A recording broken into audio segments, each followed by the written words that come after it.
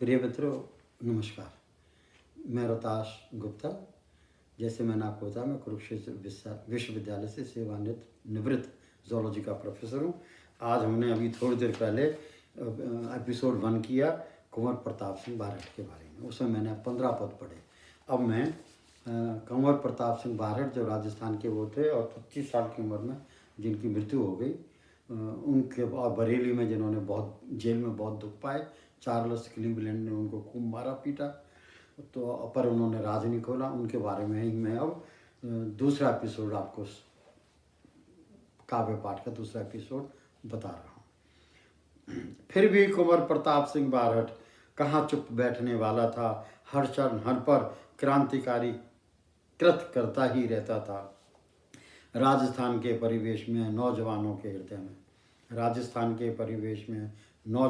हृदय में भारत है गुलाम, अंग्रेज हैं हत्यारे।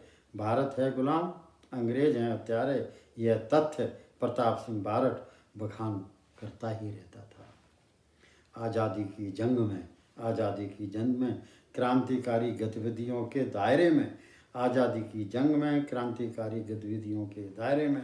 न अंतराल किया न विराम दिया। प्रताप सिंह लगा रहा प्रचार प्रसार में। काकानाडा स्टेशन जोधपुर के आसपास में प्रताप सिंह फिर गिरफ्तार किया गया। पुनः पहुंचा कारागार में। साथ ही प्रताप सिंह को बनारस बम कांड प्रकरण में झूठे तौर पर प्रतिभागी करार दिया। मुकदमा हुआ, फैसला आया, 5 साल कारावास का दंड दिया। ठूंस दिया प्रताप को ये जो 5 साल जो दंड दिया। 20 साल की उम्र में उन्होंने ये रोल प्ले किया। 5 साल उनको जब बरेली में जेल हुई, वहाँ चार्ल्स क्लीवलैंड ने कोड़ों से मार के इनका शरीर तोड़ दिया। मनोबल नहीं टूट सका और उन्होंने अपने मित्र अवध बिहारी के बारे में राज नहीं खोला।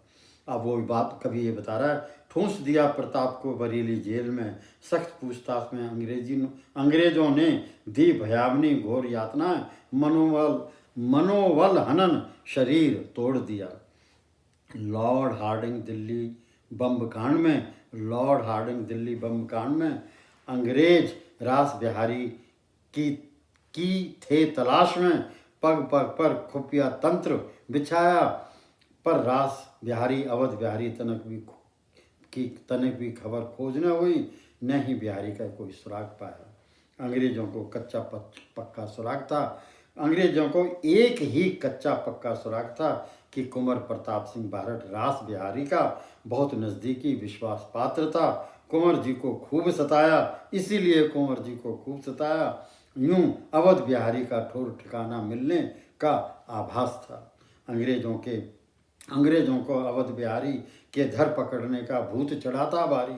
अंग्रेजों को रास बिहारी के धर पकड़ने का भूत चढ़ाता भारी। गुलाम भारत के गुप्तचर विभाग का शीर्ष मुखिया चार्ल्स क्लीवलैंड बरेली पहुंचा। जेल में प्रताप सिंह को जा धर दबोचा। चार्ल्स क्लीवलैंड ने हर तरह से प्रताप सिंह की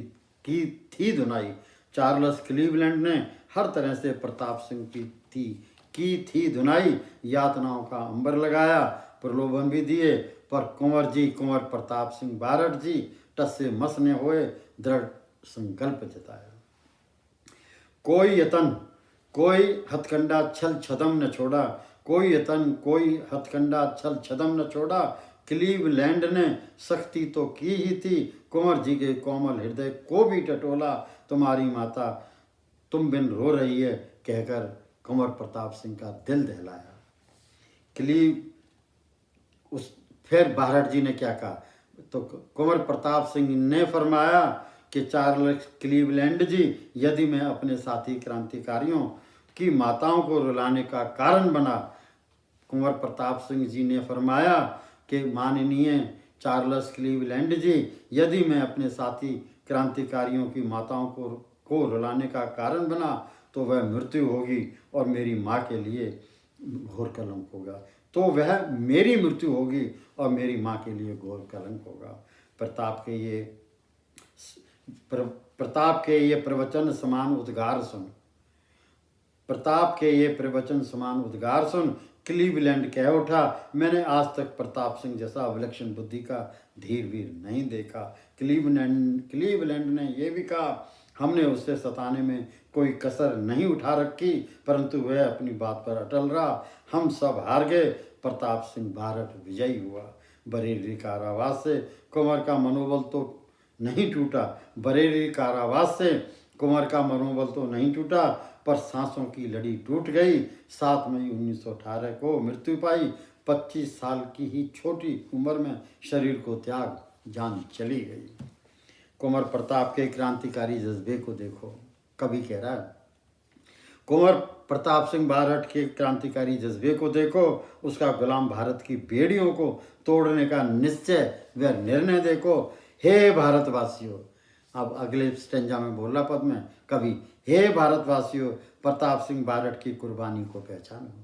हे भारतवासियों, प्रताप सिंह बारहट की कुर्बानी को पहचानो। उन दोनों के भारत जन तो उसका त्याग न जान सके, उन दोनों के भारत जन तो उसका त्याग न जान सके। आज तो कम से कम उसके बलिदान कुर्बानी को भारत जन तुम पहचान लो। एक ही परिवार के 3 लड़ाकू, पिता केसर सिंह, चाचा जोरावर सिंह। देखिए ध्यान से सुनने, ऐसे ऐसे लोग थे। हम तो आज भी कुछ नहीं कर सकते भारत माता के लिए, दूसरे कामों में पड़े रहते हैं। और उन दोनों में ये देखिए, और अनजाने रहे, कहीं उनका नाम नहीं है। एक फैमिली से 3 आदमी, पिता केसर सिंह और उनके पुत्र जिनका मैं आज काव्य पाठ कर रहा हूँ, कुंवर प्रताप सिंह और सगा चाचा जोरावर सिंह। एक ही परिवार के 3 लड़ाकू, पिता केसर सिंह, चाचा जोरावर सिंह, स्वयं कुंवर प्रताप सिंह, तीनों ने स्वतंत्रता हेतु जीवन पर्यंत कोरी खाक छानी। तीनों अलग अलग पिसते रहे, पर जनता ने कभी आवाज नहीं उठाई। राज भी थे, रजवाड़े भी थे, कभी कह रहा हूं उन दोनों में राजे भी थे, रजवाड़े भी थे, नवाब भी थे, नवाबी भी थी। अगर नहीं थे तो क्रांतिकारियों के संग न राजे थे न नवाब थे, प्रजा की भी कोई भागीदारी नहीं थी। कभी बहुत देखो स्पष्ट कह रहा है, और चाहे वो कुछ भी कहता रहा, ये सच है। और क्या है, राजे भी थे, रजवाड़े भी थे, नवाब भी थे, नवाबी भी थी। अगर नहीं थे तो क्रांतिकारियों के संग न राजे थे न नवाब थे, और प्रजा की भी कोई भागीदारी न थी। अगला पद आज़ाद भारत के वर्तमान स्कूली पाठ्यक्रमों में विस्तार से मौजूद हैं। देखो क्या कह रहा है, ये किसी पर कोई स्पर्शन नहीं है, और सच्चाई को बयान करना कोई वो भी नहीं है, अन्याय भी नहीं है, कोई अपराध भी नहीं है। कम से कम सच्चाई को तो जानना चाहिए। तो कवि क्या कह रहा है, आज़ाद भारत के वर्तमान स्कूली पाठ्यक्रम में विस्तार से मौजूद हैं। क्या मौजूद है, मध्यकालीन इतिहास भी, राजनीतिज्ञों का बखान भी है, और जिन्होंने नरादर किया उनका खूब जिक्र भी है और उनका खूब बखान भी है। पर अदम्य साहसी उच्च कोटि की जिन्होंने दी कुर्बानी, केसर सिंह बारहट, भाई जोरावर व पुत्र कुंवर सिंह वर्गे शहीदों का जिक्र भी नहीं है, बखान भी नहीं है। यह कैसा इतिहास का पठन पाठन है। और ये मैं फिर कहूँगा, आप इसे किसी तरह की राजनीतिक कोई वो इच्छा ना समझें, लेकिन ये फिर एक सच्चाई का वो है कि भाई कम से कम जो जनता के जो सो कॉल्ड वर्तमान में राजे महाराजे हैं, जो मिनिस्टर प्राइम मिनिस्टर हैं, और स्पेशली जो 1947 के आसपास रहे, तो उनका कुछ तो उनका जिम्मेवारी थी। यह कैसा इतिहास का पठन पाठन है, यह कैसा और कौन से शिक्षा मंत्री का निर्णय है। जो देश पर मिट गए उन्हें तो इतिहास से मिटा दिया, जो देश पर मिट गए उन्हें तो इतिहास से मिटा दिया, और जिन्होंने देश को लूटा, कत्लेआम किया, उन्हें धर्म निरपेक्षता के झंडे तले महिमा मंडित कर दिया। 2 और हैं, न्याय करो कुछ। अब फिर मैं आपसे चाहूँगा कि मुझे आप क्षमा का दान देंगे। ये मन सभी का यही कह रहा जो यहाँ कभी कह रहा है, न्याय करो कुछ, लिहाज करो, सही विचार करो, सही ध्यान धरो। न्याय करो कुछ, लिहाज करो, सही विचार करो, सही ध्यान धरो, सही बयान करो। शीघ्र इतिहास के पाठ्यक्रमों में क्रांतिकारियों का विषय उदयमान करो। क्रांतिकारियों के दुखड़े व बलिदान देश जान सके, समय से ऐसे इंतजाम ऐसे प्रबंध करो। लास्ट, न माने तुझे कुंवर प्रताप सिंह बारठ, जिनका अब मैंने कविता पाठ किया है। न माने तुझे कुंवर प्रताप सिंह बारठ, तो चिन्ह था भारत के स्वाभिमान का। देखिए कवि क्या चीज़ कह गया है, और स्कूल के बच्चों को अगर पता लगे तो उनके भी रोंगटे खड़े हो जाएं। न माने तुझे कुंवर प्रताप सिंह बारठ, तो चिन्ह था भारत के स्वाभिमान का। तेरी सियासी संघर्ष में जीवन गाथा, तेरी साहसी संघर्ष में जीवन गाथा दो तक थी, तेरी दिलेरी तेरे राष्ट्रपति स्वाभिमान की। प्रताप सिंह बारठ तू हिंद का अरमान था, प्रताप सिंह बारठ तू हिंद का अरमान था, तू हिंद का आज भी अरमान है, आज भी सम्मान है तुझे सलाम, है तुझे सलाम, है तुझे प्रणाम, है तुझे सलाम, है तुझे प्रणाम।